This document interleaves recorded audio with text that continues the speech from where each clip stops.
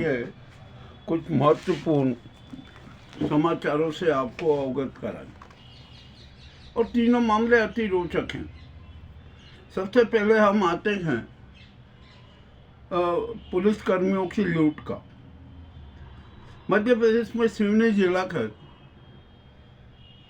वहाँ पर पुलिस का चेकिंग अभियान चल रहा था।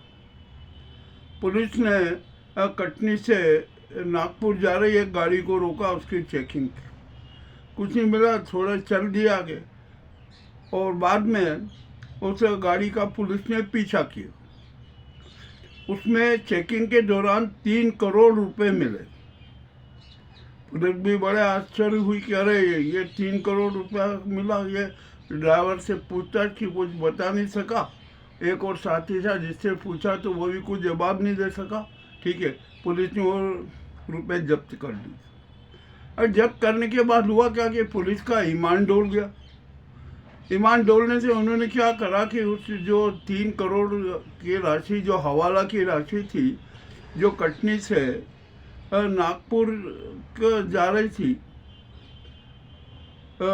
उसको गिना। उसमें से 1.5 लाख रुपया उन्होंने गायब कर दिए। बंदरबाट कर ली 1.5 करोड़ की। ठीक है, ये बंदरबाट हो गई। और वहाँ की जो ADOP है, कोई पांडे करके हैं, पूजा पांडे हुई है, तो वहाँ 9 लोगों ने 1.5 करोड़ रुपए की आपसी बंदरबाट की। मामला उछला, पुलिस को भी पता लगी, ऊपरी सुराग हुआ, तो देखा गया कि जांच की गई। जांच करने में भी यही रिकॉर्ड आया कि हाँ 3 करोड़ रुपया जब्त हुआ था। पर पुलिस ने अपने रिकॉर्ड में 1 करोड़ 45 लाख बताया था। कुल राशि थी 2 करोड़ 95 लाख। तो 1 करोड़ 45 लाख रुपया पुलिस ने जब्त होना बता दिया। जब मामला जांच हुई, पूरी पोल खुली, तो बड़ा हंगामा मचा कि अरे ये कैसे हो गया। तो IG जबलपुर ने जांच के पूरे आदेश दिए। तो SDOP वो ये SP सभी लगे कि आखिरकार हुआ क्या। और जब मामला की खूब जांच पड़ताल की गई, सूक्ष्म जांच पड़ताल की गई, तो पता लगा कि 9 पुलिसकर्मियों ने 1.5 करोड़ रुपए आपस में ही बांट लिए। और जब मामला उजागर हुआ तो सब भोचे के रख गए कि अरे भैया ये कैसे हो गया, ये क्या हो गया, ये पुलिस ने ये डकैती कैसे कर ली। मामला अतिरोचक हुआ। और जब जांच हुई तो जांच के दौरान 9 पुलिस कर्मियों को मध्य प्रदेश सरकार ने सस्पेंड कर दिया। ये मामला हो गया। कब देखने क्या नहीं होता है, क्या जांच होती है, क्या नहीं है। ये तो हवाला का था 3 करोड़ रुपया। अब ये हवाला का किसने भेजा, क्या भेजा, इसकी भी जांच होगी। और जो गाड़ी वाला है ना, ड्राइवर, वो भी बताएगा कि किसने भेजा, क्या भेजा। अब एक लंबी प्रक्रिया चलिए, ये तो एक मामला, अति रोचक मामला हुआ। एक दूसरा अति रोचक मामला बैतूल में भी हो गया। बैतूल में क्या हुआ कि संघ के कोई पदाधिकारी है, वो अपने साथी के साथ मोटरसाइकिल से जा रहे थे। तो कुछ अल्पसंख्यक समुदाय के एक उनसे आगे निकलने के उसमें संघीय कार्य जो नेताजी थे ना, उनसे आगे निकल गए। इस बात पर विवाद होने हुआ। और जो जिस व्यक्ति के साथ ये वारदात हुई ना, संघी के साथ, उसका नाम शिशुपाल यादव होगा, कोई संघ का पदाधिकारी, क्या कुछ भी। तो वहाँ पर जब विवाद होने लगा तो आपस में पहले तो वाद विवाद हुआ, बाद में फिर हाथापाई होना चालू हो गई। और इसी हाथापाई के बीच मामला सांप्रदायिक रंग में बदल दिया गया। अब संघी की पिटाई तो हुई, निश्चित हुई, ये भी तय है। अब आपसी विवाद में जो ये झगड़े हुए ना, वो तो होते ही है। किसी की पिटाई होती है, किसी को लगती है, कोई घायल होता, ये तो होता ही है। किंतु ऐसा नहीं हुआ। वहाँ पर तो मामला उसको सांप्रदायिक बना दिया गया। और जिस लड़के का शाहरुख करके कोई था, जिसके ने कट मारी थी, वो भी सब व्यापारी हैं वहाँ पर। तो सारे के सारे इकट्ठे होने लग गए। वहाँ पर सांप्रदायिकता की बात आ गई। तो जब ये बात संगी चेहरों को भी पता लगी तो वो भी एकत्रित हो गए। अब मामला तो दो गुटों का संघर्ष का हो गया। अब यहाँ पर हुआ क्या कि संघर्ष के दौरान जो जैसा कि सूचना आई है, वास्तव में क्या अभी कुछ भी नहीं कह सकते कि संघी जो लोग एकत्रित हुए और उन्होंने वहाँ की कोई एक मस्जिद है उस पर पथराव कर दिया। इससे और स्थिति बिगड़ गई। मामला तो और ज़्यादा वो नाटकबाजी का हो गया और भरा भर बाजार बंद हो गया, दुकानें बंद हो गई और ये सांप्रदायिक रंग आ गया। अभी आखिरकार ये क्या हो रहा है? क्यों इस देश के हालत खराब किए जा रहे हैं? क्यों सांप्रदायिक सद्भाव बिगाड़ा जा रहा है? क्यों नहीं आपस में आप स्नेह वाली बात, प्रेम वाली बात, आपसी सहयोग वाली बात, सहनशीलता वाली बात क्यों नहीं हो रही है ना? यहाँ तो ये हो गया कि किसी भी तरह से कुछ भी घटना हो उसको सांप्रदायिक रंग दे दिया जाए। ये बैतूल की घटना का सच है। अब वहाँ पर तनाव है, पुलिस भी लगी हुई है और ये मामला अति रोचक हो गया।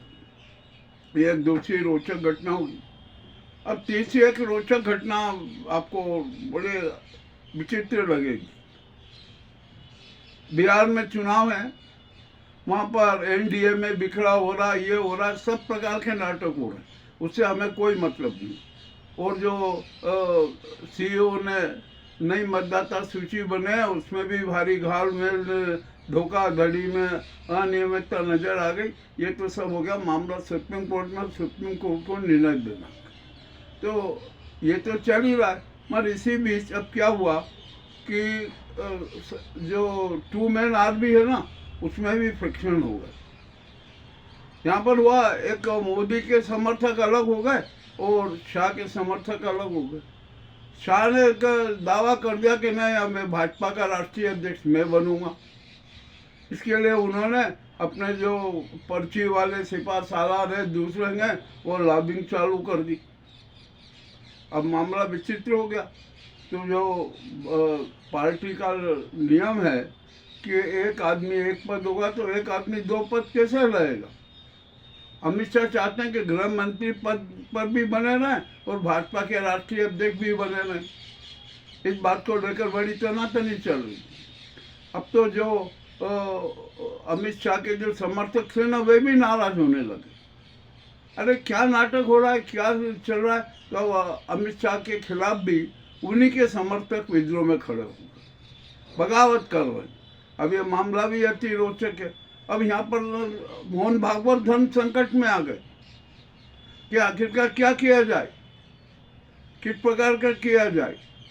वहाँ पर जो सुप्रीम कोर्ट ने निर्णय दिया उसके हिसाब से मोदी को आज त्याग पत्र देना थे, वे उनको पीएम माना ही नहीं जा रहा है। संघ भी वहाँ पर सोच रहा कि अब क्या किया जाए, और संघ की जो संसदीय कार्य समिति है उसने तो नितिन गडकरी जी को नेता चुन लिया। तो अब प्रधानमंत्री पद तो वही हुए ना, प्रधानमंत्री तो गडकरी हुए, मोदी जी कहाँ रहे? तो अब यहाँ पर भी बड़ी दिक्कत हो गई कि अब क्या किया जाए, क्या नहीं किया जाए। दूसरी तरफ डॉक्टर मोहन भागवत संकट में आ गए कि अमित शाह को कैसे भाजपा का राष्ट्रीय अध्यक्ष बना दिया जाए। बना ही नहीं सकते। ये तो वे गृह विभाग छोड़े, मंत्री पद से त्याग पत्र दे, उसके बाद में आ जाए। और या संजय जोशी को भाजपा का राष्ट्रीय अध्यक्ष बनाया जाए, ये भी तो एक प्रस्ताव है ना। अब धर्म संकट है भागवत जी के सामने कि वे क्या करेंगे। और मेरे हिसाब में तो भागवत जी को एक कठोर निर्णय लेना चाहिए। मोदी जी को तो अयोग्य घोषित कर दिया, वो तो उनको त्याग पत्र देना है। अब ये क्या होगा, क्या नहीं होगा, किस प्रकार की राजनीति होगी, अभी कह नहीं सकते। वैसे आज उनका आखिरी दिन है, अभी शाम तक का 6 बजे तक का, 6 बजे बाद क्या स्थिति बनेगी वो हमारे सामने आएगी। अब यहाँ पर आता है कि डॉक्टर मोहन भागवत को संजय जोशी को भाजपा का राष्ट्रीय अध्यक्ष घोषित कर देना चाहिए, परंतु वे भी मजबूर है, नहीं कर रहे हैं। उन्होंने तो गुजराती गैंग के सामने आत्मसमर्पण कर दिया, और ये आत्मसमर्पण किसने करवाया ये भी हमें पता है। जो हथबोले जी है, अनुराग जी हैं, इन्हों की क्या भूमिका रही है ये किसी से छिपी नहीं है। अब मोहन भागवत जी पर भी दबाव बना कि आप भी पीछे तक वो त्याग पत्र दीजिए।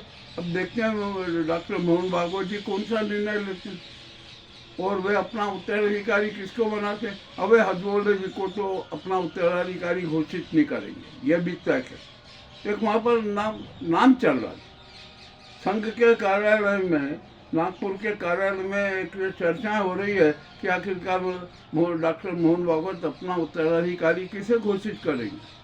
तो इसके लिए एक नाम सामने आया, शेषाद्री जी को। इसके बाद शेषाद्री जी के नाम पर संघ के अधिकांश लोग सहमत भी हो गए। अभी तो मोहन भागवत को चाहिए कि अब क्या करेंगे, अपना उत्तराधिकारी किसको बनाएंगे। और डॉक्टर मोहन भागवत को संजय जोशी को भाजपा का राष्ट्रीय अध्यक्ष बनाना चाहिए, किसी भी हालत में बनाना चाहिए।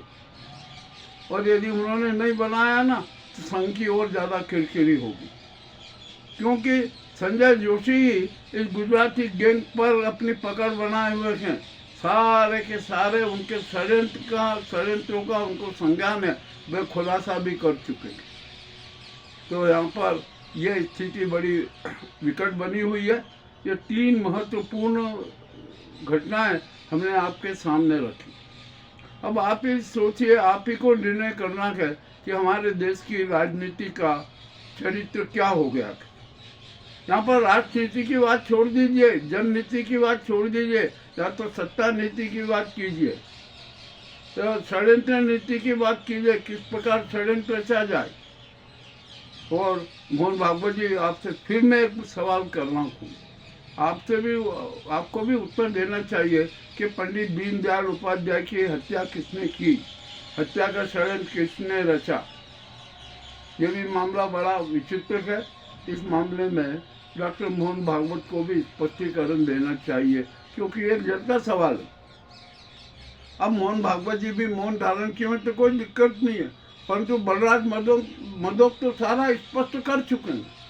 अरे जब बलराज मधोक ने स्पष्ट कर दिया है तो आपको उस पर मोहर लगाने में क्या दिक्कत है। मोहर लगा दीजिए कि